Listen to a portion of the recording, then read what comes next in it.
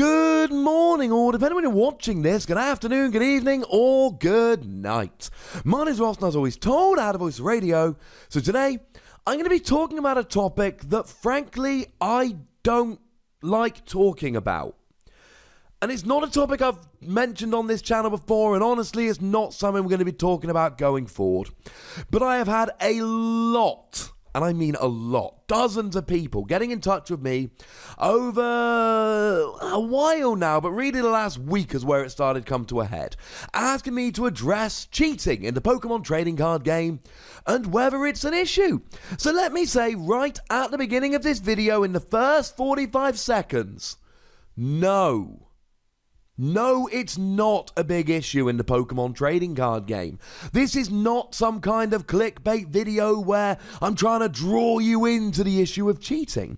I have seen so many YouTubers make a video like, top player caught cheating at World Championships, or things of that nature. Properly clickbait titles, and look, some of those have been videos about players and actions which have led to bans. I just don't like feeding on negativity. I don't like doing negative videos.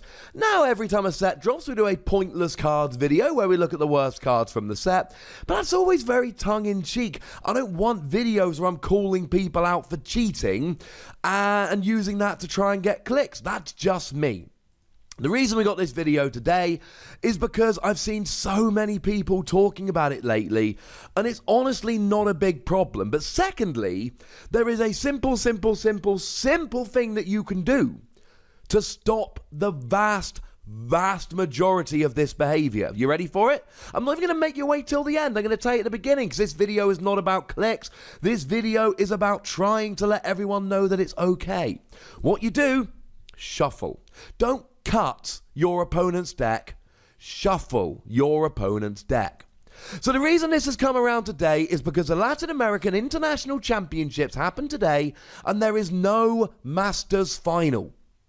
There is not a Masters Final. It's not happening. I know, right? That's a little bit weird. Daniel Altavia has gone and posted on Facebook, hello. He was one of the finalists.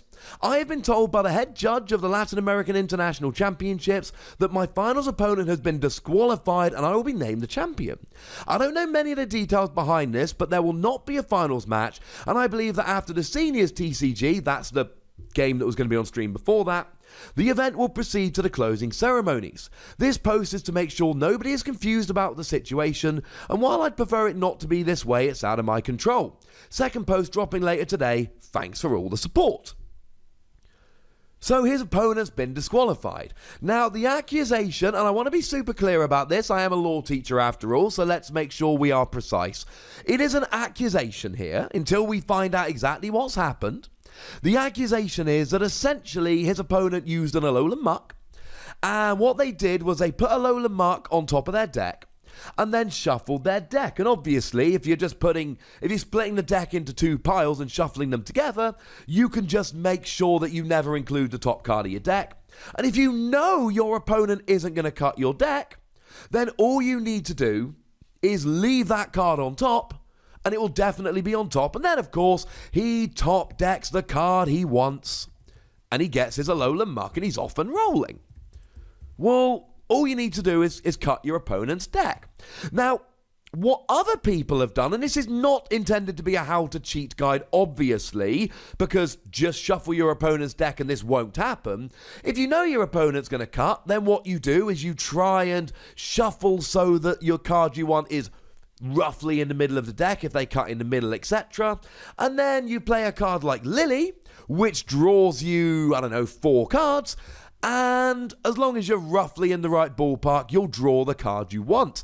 Whether it's an Alolan Muck to turn off abilities, a double colorless energy to keep attacking, or whatever it might be. Here's the thing though. Shuffle your opponent's deck.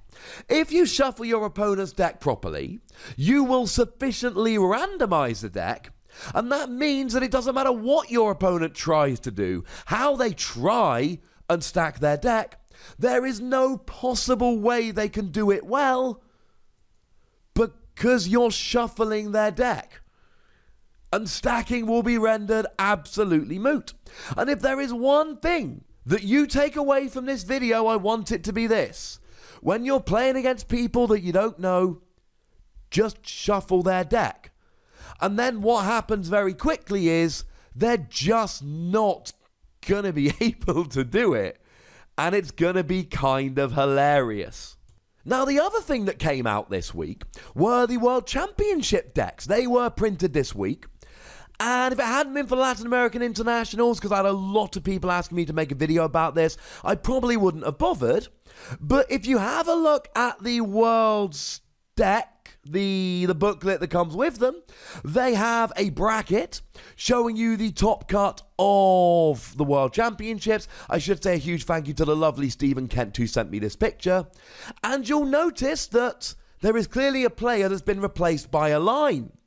It was Jeff Kalenk, the chap who went and made the World Championship finals with Malamar.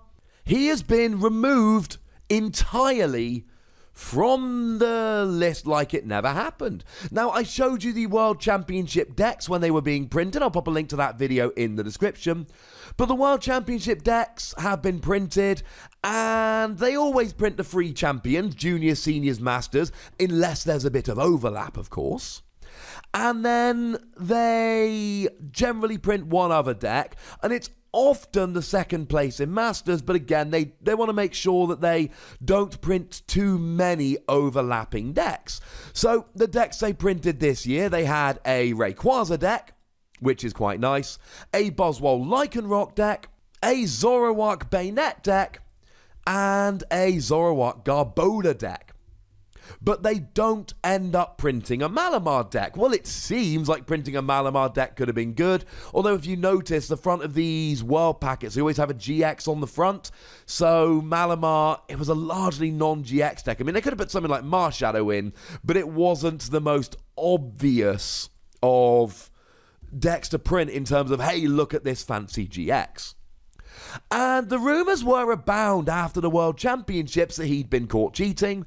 The rumours were abound that he'd been banned. Now, I've seen people say it was confirmed. There's been no official announcement, but he's been Thanos'd out of the bracket in the World Championship deck book. I think it's fair to assume that he's gone, ladies and gentlemen. He's out of the game. He's not gone. I'm sure he's fine, but he is out of the World booklet. So we've now had two high-profile situations of essentially players stacking their decks, seeing success, and bad stuff happening. The Latin American International Championship Finals not happening, and the player who came second at Worlds being removed from the Worlds booklet. Which brings me back to this question of whether cheating is an issue in the Pokemon trading card game, and the answer is still no. And I will give you some reasons why. Number one, very, very small sample size. Now, if you come to me with figures, and these figures are not published by Pokemon, they're quite hard to get hold of, but if you can bring me figures of how many players are banned for cheating in Pokemon, and Dragon Ball, and Magic, and Yu-Gi-Oh!, and you can show me definitively as a proportion of the total player base, so again, I'll need to see numbers of the total player base, that Pokemon bans more players for cheating than any of the other main games, yes. I will admit that maybe it is a problem, but I am 99% sure that that isn't true. It's two high-profile people. And there was the whole Greninja incident, which was not that long ago either, although not quite so high-profile, just in terms of the level of success the player achieved. But the reality here is that it's a very small proportion of the player base. And to be frank, shuffle your opponent's deck.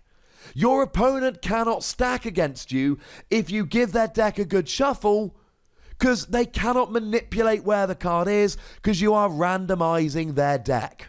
But to reiterate just one last time, no, I don't think it's a problem in the Pokemon trading card game. It's why I gave you the answer in brackets at the end of my title, and it's why I'm not making sensationalist videos accusing this player and that player of cheating. Because the vast, vast majority of these videos, and we all know that there are some YouTubers that do it more than others, I'm certainly not going to be naming names, And we all know that a lot of the accusations made come to nothing because it's just people trying to spread rumours and get clicks and all of that. Yeah, we've had a couple of high-profile incidents of players being disqualified, and that's not ideal in any game. But the reality is the top prize at an international championships is $10,000. The top prize at a world championships is $25,000. There are always going to be idiots that try and game the system. And you're always going to have a couple idiots who are actually not too bad at gaming the system. So no, it's not a problem. And the vast majority of this can be sorted by shuffling your deck. Also, watch your opponent. There we go, ladies and gentlemen. I don't think it's a big problem. Do feel free to start a conversation in the comment section, but please, ladies and gentlemen, can we all have a nice, friendly discussion with no mudslinging or any of that malarkey? Let's all be friendly and nice. I always say to be nice at the end of my videos, but now more than ever, I think it's a great day to remind you all, please be nice. And then make sure you like this video, subscribe to this channel, and follow me on Twitter at @TheWassy for a little bit of the live action. Do make sure you're checking out patreon.com/PTCGRadio. That is the best place to support the channel, and it is somewhere that you can go and get an extra bonus pod a week and all of that malarkey. But by far the most important thing, as always, is to look after yourselves until next time. Thank you very much for watching. My name is Ross, and you've been watching PTCG Radio.